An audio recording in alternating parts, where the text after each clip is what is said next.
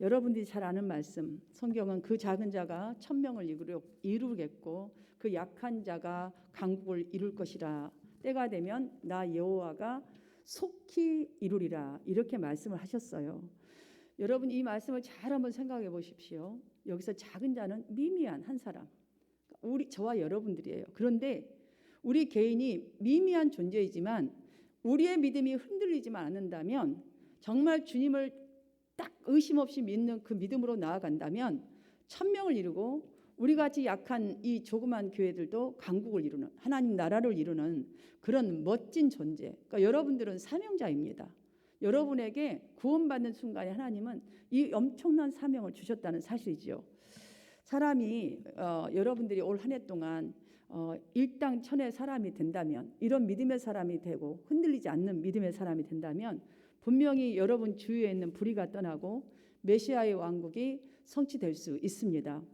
그래서 저는 오늘 이 시간 여러분이 거하는 곳이, 또 여러분이 나아가는 곳이 죄가 아닌 이렇게 선하게 만드는 삶을 위해서 성도인 나는 어떤 신앙 자세로 살아가야 하는지를 오늘 본문 말씀을 통해서 살펴보도록 하겠습니다. 히브리 저자는 가장 먼저 이렇게 말합니다. 그러므로 형제들아, 우리가 예수의 피를 힘입어 성소에 들어갈 담력을 얻었다라고 우리에게 아주 강하게 말해줍니다. 사실 여러분들이 잘 알고 있다시피 구약의 성막에서는 성소와 이 지성소가 이 휘장으로 딱 가로막혀 있었어요. 그래서 그 휘장의 의미가 무엇이냐면 거룩하신 하나님과 추하고 더러운 인간의 이 죄 많은 인간을 갈라놓는 그 의미예요, 휘장이. 그래서 아무나 거기를 뚫어서 들어갈 수는 없었던 거예요. 누가 들어갔었는가? 오직 대제사장만이, 그것도 1년에 한 번, 대속죄일 때에만 들어갔어요. 그러니까 성소와 지성소를 구분하는 이 휘장은 이 성경의 역사적인 자료들을 토대로 이렇게 살펴보면, 휘장을 가장 처음에 만들었을 때는요, 그 만들기 위해서, 달기 위해서는 반드시 만들어 놓은 다음에 정결 의식을 해야 되는 거예요. 그래서 휘장이 만들어지면 가장 먼저 이제 물빨래, 요즘 같으면 깨끗한 물에다가 탁 넣었다가 꺼내야 되는데, 넣었다가 꺼내서 성소로 옮겨가는 과정에 얼마나 휘장이 크고 무거운지 제사장들이 거의 몇백 명이 붙어서 움직여야 할 정도래요. 땅에다 끌고 갈 수는 없잖아요. 그럴 정도로 두껍고 길고 어마어마한 거예요.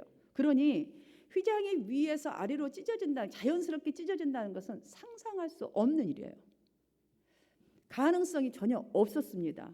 그러니 여러분들 잘 기억해 보십시오. 예수님께서 십자가에서 못 박혀 숨을 거두실 때에 성소의 휘장이 위에서부터 아래로 찢어졌던 그 사건, 유대인들이 그래서 놀래버린 거예요. 찢어질 수가 있는 사건이 아니에요. 우리가 구원받는 거, 여러분이 구원받는 거, 죄 많은 우리가 하나님께로 나온다, 하나님 백성이 되었다, 그 정도 놀라운 사건이라는 거예요. 우리는 예수 믿으면 구원받고 그냥 아무나 교회 다니는데 너무 이것이 이 구원에 대한 감격과 구원에 대한 이 어마어마한 이 사건에 대해서를 인식을 안 하고 신앙생활을 많이 합니다. 이렇게 신앙생활하면 여러분들 말씀들이 하나님의 말씀으로 들려지지가 않아요. 죄 많은 내가 이 말씀으로 씻김을 받고 지금 여러분에게 은혜를 부어주고 복을 부어주는 이 시간인데 얼마나 감격스러운 일인지 말할 수가 없어요. 히브리서 기자는 이 휘장은 곧 그의 육체니라라고 말합니다. 하나님께로 도저히 나아가지 못하도록 막는 우리의 모든 죄악들을, 이 죄악의 장벽들을 십자가에 못 박히신 예수님의 몸으로 찢기셨다라고 다시 한번 우리에게 말해주는 거예요. 우리가 받은 구원이 어떤 구원이라는 걸 말하는 것이죠.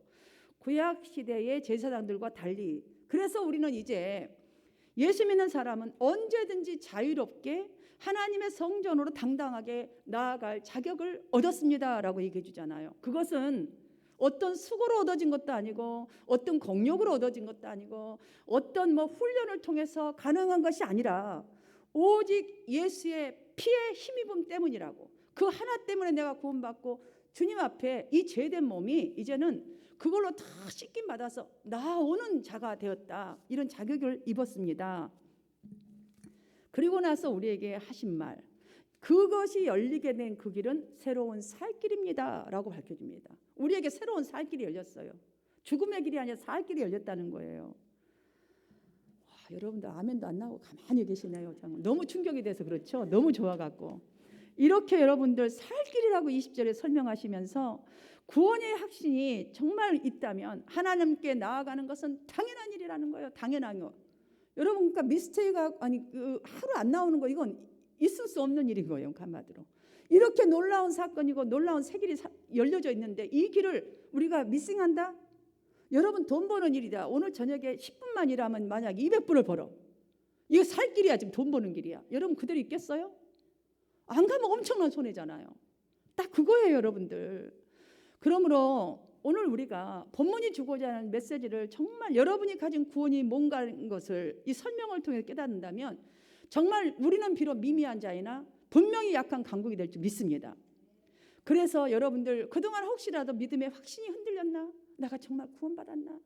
이런 것이 있다면 정말 여러분들 이 시간에 이 말씀이 여러분에게 진정으로 레마로 들려진다면 일당 천의 사람 강국이 될 수 있습니다. 여러분 보십시오. 이 지금 그 휘장에 대한 예수의 피에 대한 또 우리가 구원받은 것에 대한 이 설명을 해줄 때 가장 먼저 한 말이 있어요. 이 말에 주목하시기 바랍니다. 그러므로 형제들아를 가장 먼저 그러므로 형제들아 이 말은 우리가 이런 큰 은혜를 입은 사람입니다. 여러분이 그런 사람이라는 거 대단한 존재들 특권을 가진 사람들이에요. 하나님이 보내신 이 세상의 아멘 의사들이에요. 아멘 의사들. 그러하기 22절로 어떻게 해요? 이 아멘 의사는 참마음과 온전한 믿음으로 하나님께 나아가는 것이 굉장히 중요합니다 라고 이렇게 말해줍니다. 무슨 말이에요?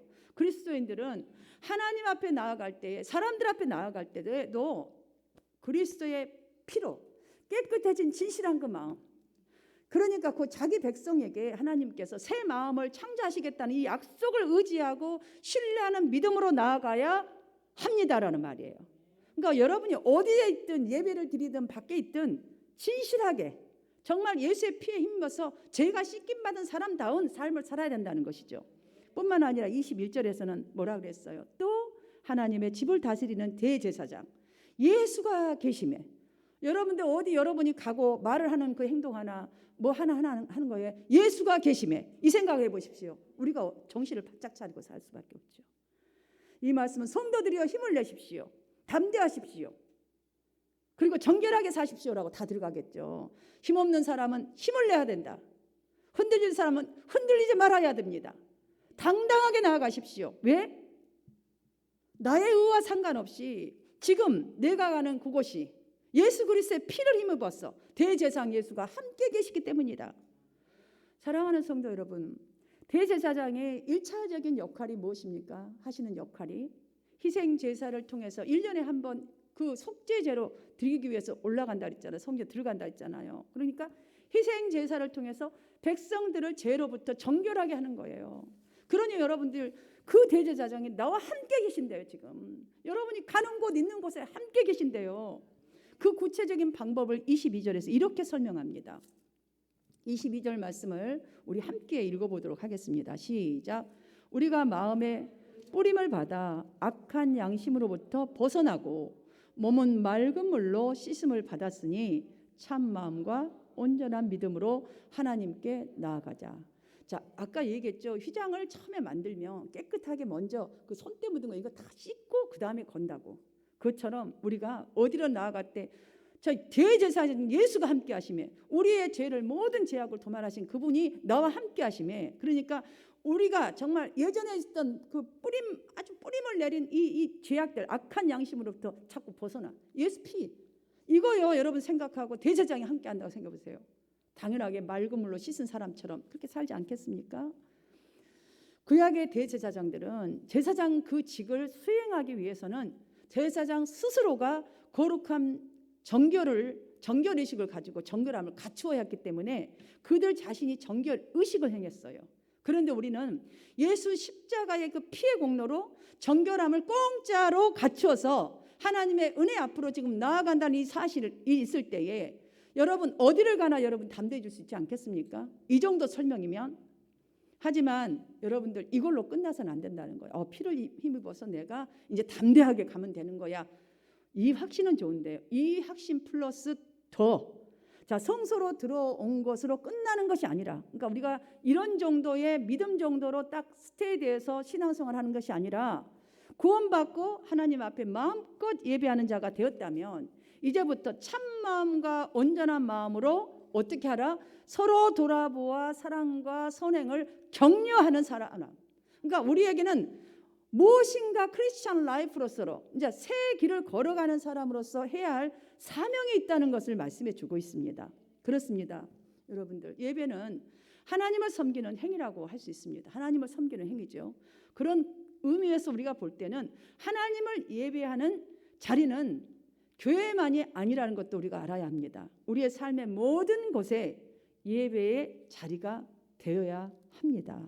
그러므로 여러분의 가정으로, 여러분은 여러분의 직장으로, 여러분이 나아가는 누구를 만나는 그 장소에 선교사예요. 한마디로 선교사.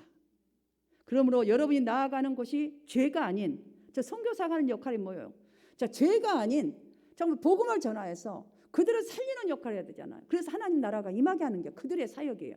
근데 그건 자기 애국에만 나가는 사람만이 하는 일인가요? 저와 여러분 동일해요. 여러분들 현지 선교사인 거 절대 잊으시면 안 돼요. 여러분들은. 그래서 여러분이 가는 곳이 죄가 아닌 정결하게 만드는 그런 복음의 생활을 하기 위해서는 오늘 성경은 첫 번째로 뭐라고 우리에게 말합니까?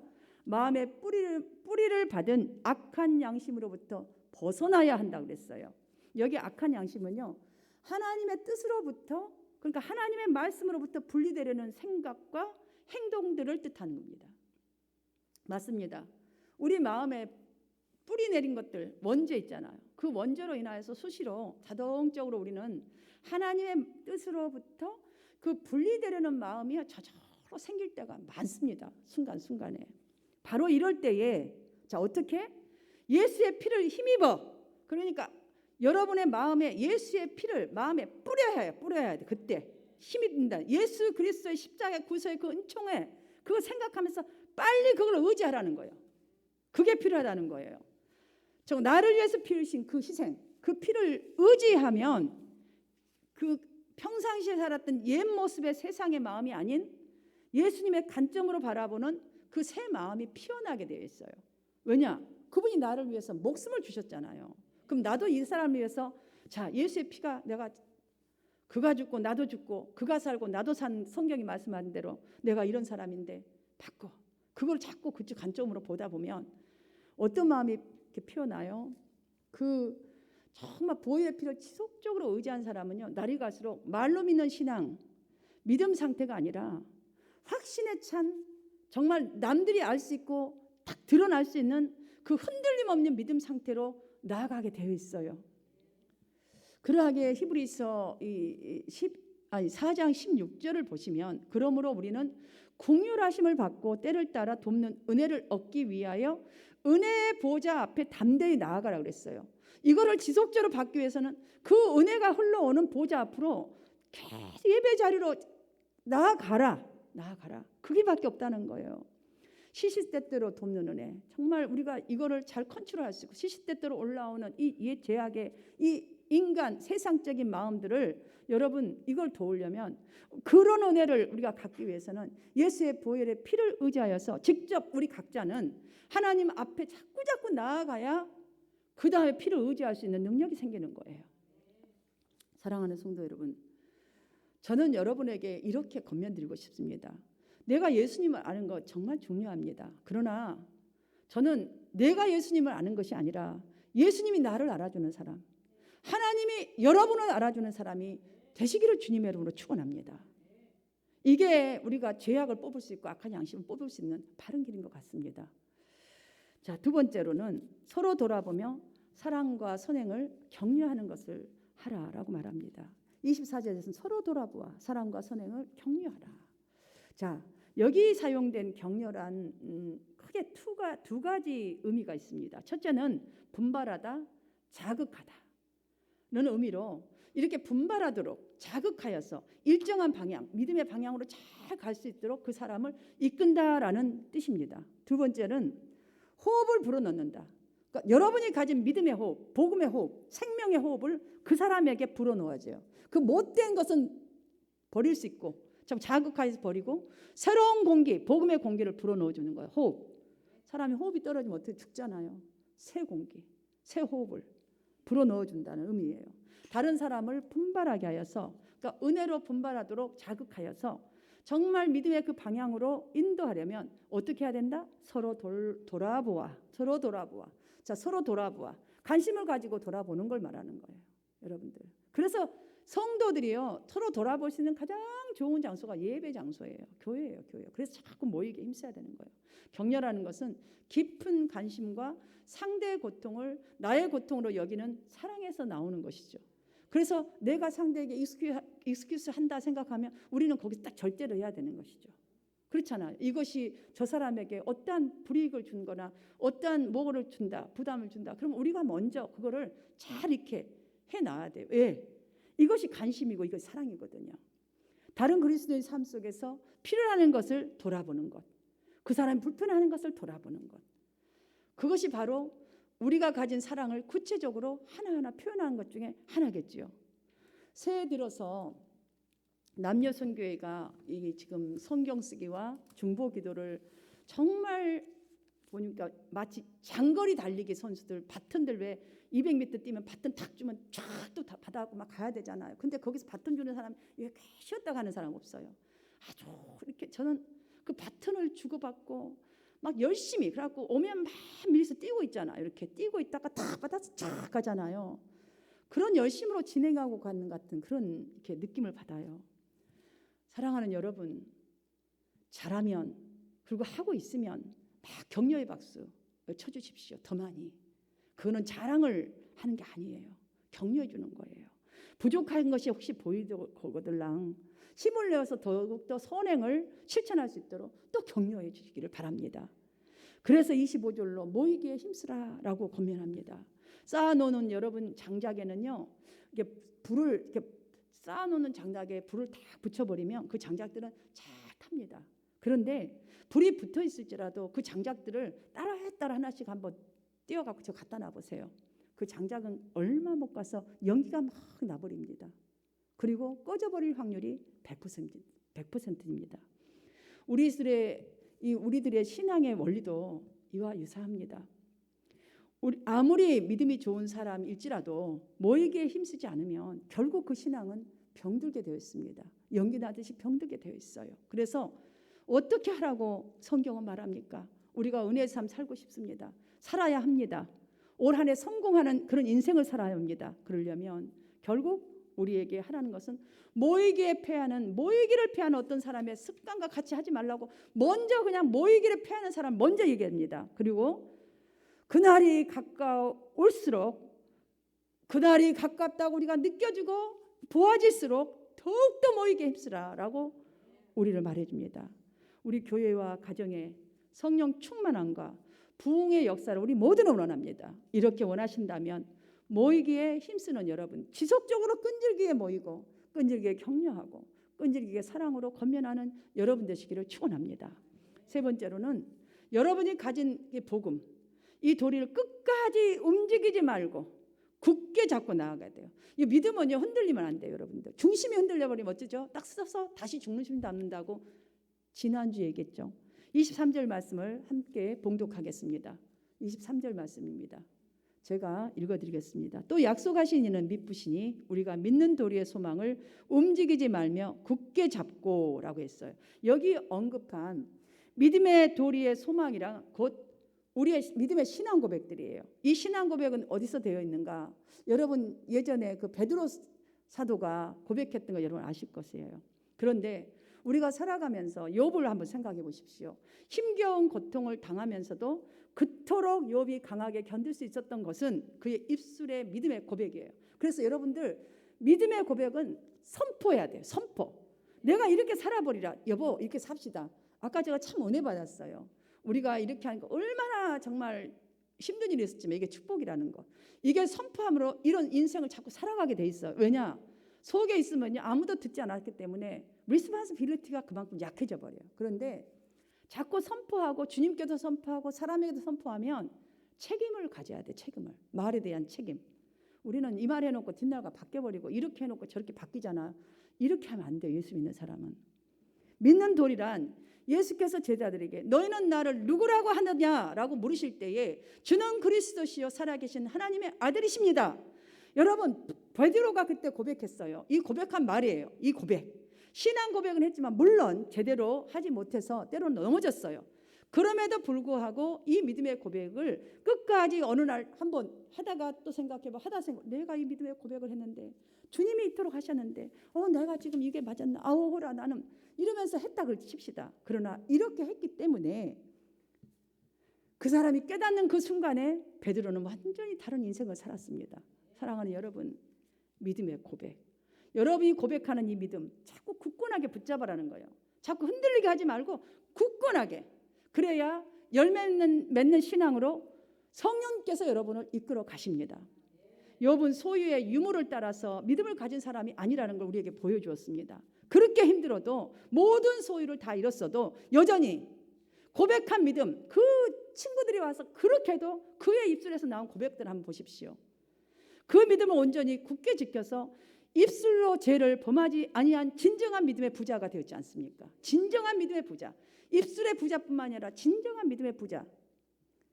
그래서 12장 2절로 히브리서 기자는 믿음의 주여 또 온전케 하시는 이인 예수를 바라보자 그랬어요. 이게 흔들리지 않으려면 예수를 바라보는 것 외에는 없어요. 하나님의 말씀을 바라보는 것 외에는 없어요. 하나님 말씀 안에 거하는 것 외에는 없어요. 다시 말씀을 정리하면서 마치겠습니다. 예수님의 보혈을 통해서 우리에게 새 마음이 이미 주어졌습니다. 구원받은 그 순간에, 세례받은 그 순간에. 여러분 이걸 기억하셔야 돼요. 이 새 마음이란 무엇인가? 하나님을 사랑하는 마음, 그러니까 하나님께 예배하는 그 마음이 이미 주어졌고 하나님을 기뻐하시는 서로 돌아보는 일, 하나님이 우리에게 명령하신 내 이웃을 내 몸과 같이 사랑하라. 이 선행을 이웃들에게 주고자 하는 마음이 새롭게 새 시각으로 우리에게는 이미 주어졌다는 사실이에요. 그러나 여기서 우리가 또 한 가지를 기억해야 할 것은 그것을 행하시는 이는 우리가 아닌 하나님이라는 사실이에요. 하나님을 의지해야지 온전한 것이 드러날 수 있어요. 우리가 믿는 고백과 우리가 행하는 것과 우리의 믿음 속에서 일하시는 그것들이 하나님이 행하신, 성령님이 행하시는 것이라는 거죠.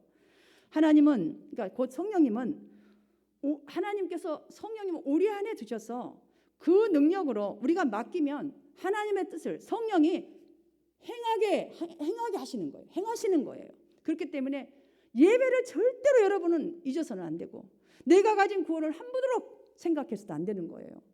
여러분 희장을 찍고 하나님 앞에 나와서 간구하고 이 축복을 다 받아 누릴 수 있는 이 엄청난 구원을 받은 저와 여러분입니다. 저는 우리 한마음교회 모든 성도님들이 참마음과 온전한 믿음을 소유하셔서 그러니까 예수의 피로 씻김받은 그 마음으로 자꾸 그 믿음을 자꾸 소유하셔서 하나님께 나아가는 자녀들이 되시기를 바랍니다. 뿐만 아니라 나 한 사람을 통해서 천을 이루고 성령님께서 나 한 사람을 통해서 정말 그 믿음을 고수하여서 나 한 사람을 통해 천을 이루고 또한 이 약한 교회를 통해서 하나님의 강국이 이 땅 가운데 임하는 이 소망 끝까지 놓치지 마시기를 축원합니다. 그러므로 우리는 오직 그리스도의 보혈의 공로를 온전히 의지해야 돼요. 온전히. 그래서 금년에는 여러분이 거하는 곳, 여러분이 나아가는 곳이 정말 비록 죄가 그게 가능할지라도 여러분을 통해서 여러분이 가지고 있는 그 믿음과 행함과 격려를 통해서 여러분 이러한 삶, 열매 맺는 삶, 승리의 삶, 하나님이 마음껏 역사하시는 천을 이루는 삶을 살기 위해서 첫 번째로 우리의 마음에 뿌림을 받은 악한 양심으로부터 벗어나기 위해서 하나님께 열심히 나아가십시다. 열심히. 이렇게 열심히 주님께 여러분 나오는 분들이잖아. 이렇게 나오셨다면 두 번째로 서로 돌아보며 선행과 정말 선행을 사랑과 선행을 격려하는 일을 우리가 직접 몸소 해야 되는 거예요. 이와 같은 습관을 자꾸 들이셔서 세 번째 여러분이 가진 믿음의 도 정말 행하고 있는 그거를 끝까지 잘 움직이지 말고 굳게 잡아 나가셔서 주님의 기쁨이 되는 신실한 삶으로 준비되는 그런 여러분이 다 되어지시기를 예수님 이름으로 축원합니다. 이 시간 정말 이